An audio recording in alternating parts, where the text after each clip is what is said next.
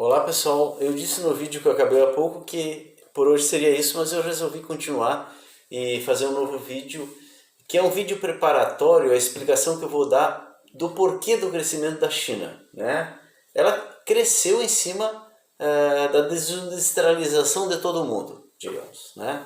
Mas porque ela obteve uma competitividade muito grande. E essa explicação do porquê da alta competitividade da China, para mim dar essa explicação, eu preciso antes explicar algumas outras coisas, como por exemplo essa que eu vou fazer agora. E depois a gente vai fazer o vídeo sobre a China, que também, em certo sentido, vai dar a explicação também da terceira revolução industrial que foi no Japão, porque essa explicação ela envolve um pouco a Ásia, como a Ásia é, na verdade, como é o jeito asiático de ser. Então o que eu vou falar hoje, nesse vídeo aqui, atual, é uma coisa que talvez surpreenda a maioria, porque não é como a gente normalmente pensa. E essa ideia, inclusive, eu falei de um jeito ou do outro nos vídeos precedentes. Qual a ideia? Que os locais, eles têm a sua identidade, eles têm a sua essência, digamos. Cada local no mundo, digamos assim, possui a sua essência. De tal maneira que, assim, o Rio Grande do Sul, aqui onde eu moro, tem a sua essência. São Paulo tem a sua essência. Rio de Janeiro tem a sua essência. Argentina tem a sua essência. Bahia tem a sua essência. Pernambuco tem a sua essência. Os Estados Unidos e assim por diante.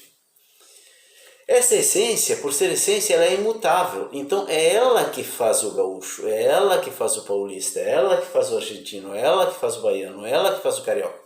Como assim? Como assim? Digamos que a gente voltasse para o passado e fizesse uma expedição aqui para a América, saindo da Europa, vindo aqui em 1450, digamos. A gente ia chegar aqui e ia descobrir os índios do Brasil. A gente ia se surpreender, porque a gente ia descobrir que o gaúcho já existia, que o paulista já existia, que o argentino já existia, que o carioca já existia, que o baiano já existia, que o pernambucano já existia. A gente pensa que veio aqui, destruiu o que existia e fez uma civilização igual da que a gente veio. Não, a gente veio aqui e foi tomado pelo lugar, porque a gente é muito mais parecido com quem já existia aqui do que propriamente com as culturas que vieram para cá. Isso é uma constatação. Por exemplo, você pega o livro escrito por um italiano que se chamava Antonio Pigafetta, que era tripulante do navio, né, da expedição comandada pelo Fernando Magalhães, que saiu da Espanha, passou pelo Brasil, passou pelo Estreito, que veio a se chamar Estreito de Magalhães por causa dele, deu a volta ao mundo, acabou na Espanha, né? Diga-se de passagem que a maioria da tripulação e o próprio Fernando de Magalhães morreu na viagem, né? Sobraram poucos. Entre esses poucos, o Pigafetta, que relatou. Você vai ver quando o Pigafetta relata a interação com os índios do Rio de Janeiro ou de diversos locais, tu percebe, o carioca já existia, o argentino já existia. Tu entende? Porque em essência não mudou nada. Vocês me entendem? As próprias relações que tem internas do Brasil, certas disputas, por exemplo, que tem entre o gaúcho e o paulista, ou entre o paulista e o carioca, ou uma certa quase simpatia que tem entre o gaúcho e o carioca, por exemplo, que até na política isso muitas vezes se estabelece, já existia entre os povos que estavam aqui. Então é uma ilusão achar que quem veio para cá, destruiu o que tinha aqui e fez uma coisa nova. Não! Mataram muitos índios, se cruzaram com muitos índios, certo? Mas com o tempo, o lugar, ele tomou conta da gente de tal maneira que a gente continua em essência igual aos povos que moravam aqui. Seminus, a gente é vestido.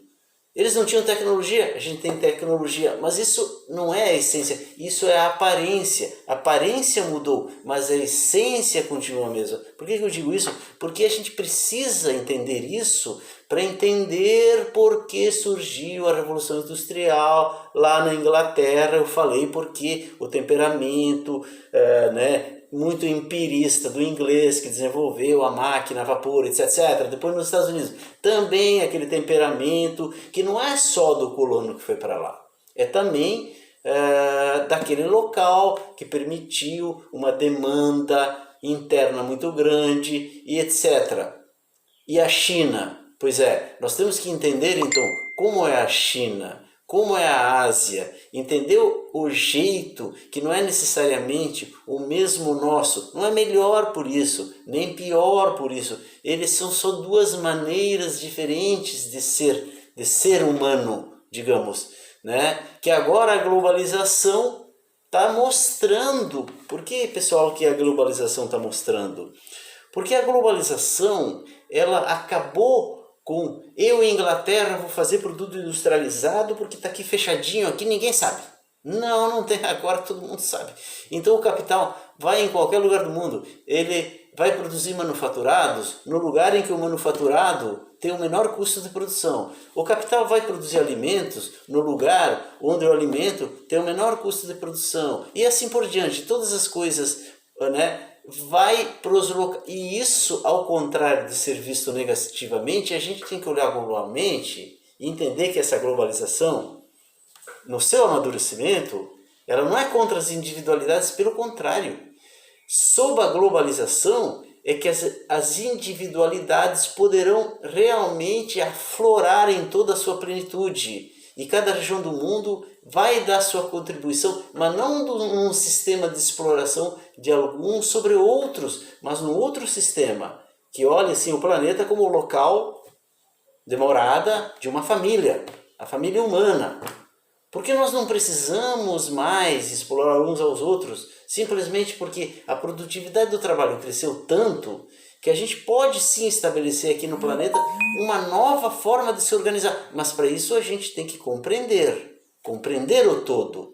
Bom, no próximo vídeo eu vou tentar explicar por que a Ásia tem outra maneira de ser que a faz ser o local do mundo e que tu produz manufaturados com o menor custo, né? Os mais baratos com qualidade. E olha, eu vou dizer para vocês, não começou com a China, nem com o Japão recentemente com a terceira revolução industrial. Isso é milenar.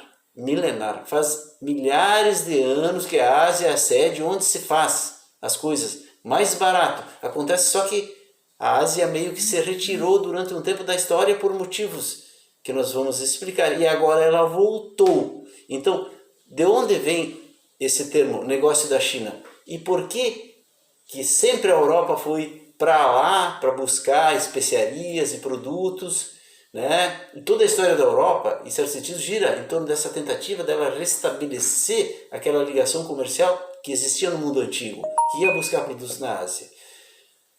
É isso.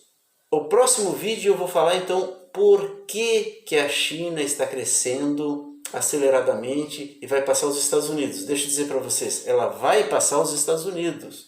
Não há dúvida disso. Independente do coronavírus ou do não coronavírus, que no momento oportuno a gente abordará também essa história do coronavírus na economia. Já abordamos em alguns vídeos aí, mas eu pretendo aprofundar. Mas no próximo vídeo o assunto é a China e a Ásia em geral. Um abraço.